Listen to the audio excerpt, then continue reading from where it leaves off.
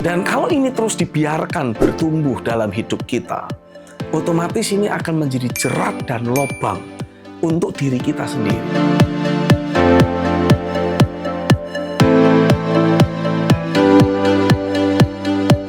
Ditinggal pergi oleh seorang ayah, itu memang terasa sangat menyakitkan. Entah ditinggal pergi karena memang ini ayah tidak bertanggung jawab dan kemudian meninggalkan keluarganya. Atau ya karena dia dipanggil Tuhan karena satu dan lain hal. Sehingga tidak pernah bisa hadir sebagai seorang ayah dalam hidup keluarganya. Itu sangat menyakitkan. Tapi jauh lebih menyakitkan kalau keberadaan si ayah itu ada, tiap hari ada. Tapi tidak pernah terasa.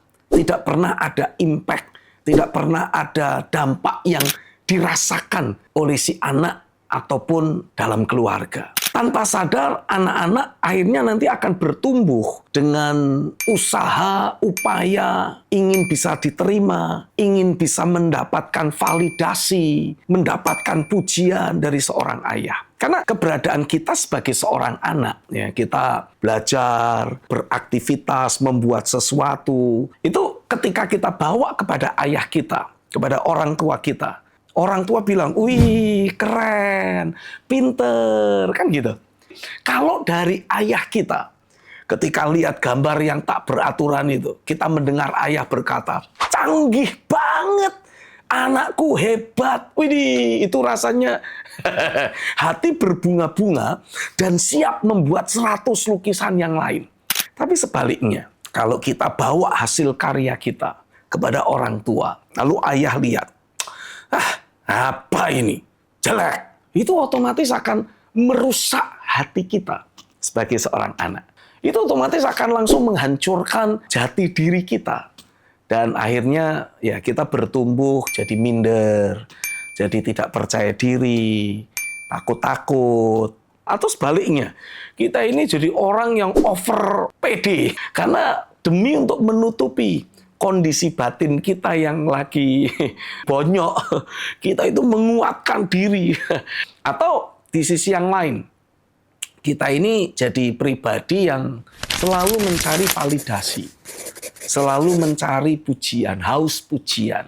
Dan kalau ini terus dibiarkan bertumbuh dalam hidup kita, otomatis ini akan menjadi jerat dan lubang untuk diri kita sendiri. Kita nggak akan mungkin bertumbuh dan jadi sukses kalau kita masih terus membawa masalah kepribadian ini. Karena sadari prinsipnya, kesuksesan seseorang itu bukan hanya didasarkan berapa banyak keahlian yang kita punya. Saudara bisa punya puluhan keahlian, dan itu keren, luar biasa. Tapi kalau secara kepribadian, saudara itu orangnya minderan.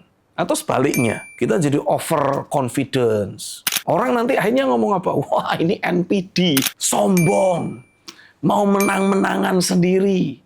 Atau malah justru kita jadi sosok pribadi yang sama sekali tidak menarik. Kenapa? Kita merasa ini yang benar, saya mau lakukan. Ada orang kasih opini, ada orang ngasih celetukan, kita jadi bingung lagi. Kita jadi ragu-ragu, betul nggak ya, betul nggak ya? Kalau itu yang terus menjadi kondisi dan keadaanmu, pergumulanmu, hari ini saya berdoa, biarlah Roh Kudus bekerja dalam hidupmu, membawa engkau alami pemulihan yang seutuhnya. Karena pada prinsipnya, sebagai orang percaya, kita ini harus bertumbuh dan menjalani hidup bukan dari apa kata orang. Harusnya kita itu hidup dari apa yang dari Tuhan.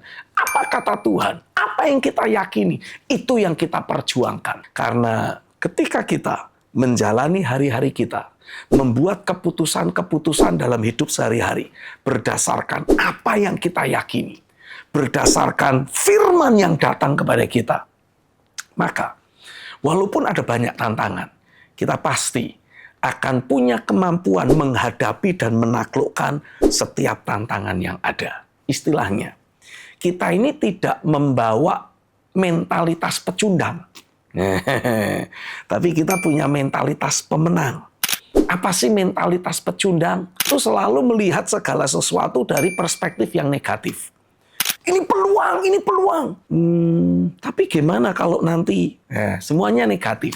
Tapi orang yang membawa mentalitas pemenang, dia itu akan bisa melihat banyak kesempatan di dalam setiap tantangan. Kan beda. Dan saya percaya, Roh Kudus ingin terus membangun hidupmu menjadi orang-orang yang melihat, menilai, memutuskan segala sesuatu. Bukan berdasarkan data dan fakta lahiriah terus. Tapi berdasarkan apa yang menjadi suara Tuhan. Berdasarkan pernyataan roh yang datang dalam hidup kita. Dan saya yakin, ketika kita mulai belajar membuka hidup kita, dan kita berkata, ayo coba.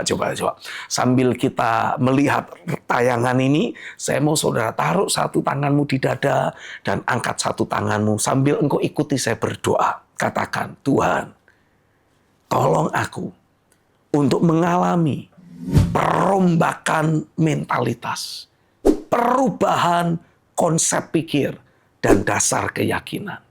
Bangun ulang sikap hatiku, sehingga aku akan terus melangkah menjalani hari-hariku sebagai pribadi seperti yang Tuhan inginkan. Aku hidup dari firman-Mu. Aku hidup dan membuat keputusan-keputusan dari keyakinan yang Tuhan bangun dalam hidupku. Di dalam nama Yesus, aku menyerahkan seluruh hidupku untuk dibentuk dan dibangun ulang sesuai dengan tatanan kerajaan sorga. Terjadilah atasku di dalam nama Yesus. Amin. Perubahan mentalitas memang tidak terjadi dalam semalam. Tapi kalau saudara mau bertekun, saya yakin perubahan itu pasti akan menjadi semakin nyata dan terlihat dalam kehidupan sehari-hari kita. Maju terus, buka hidupmu selalu untuk mengalami pekerjaan firman dan Roh Kudus-Nya. Dan saya akan terus berdoa untuk saudara. God bless you. I love you.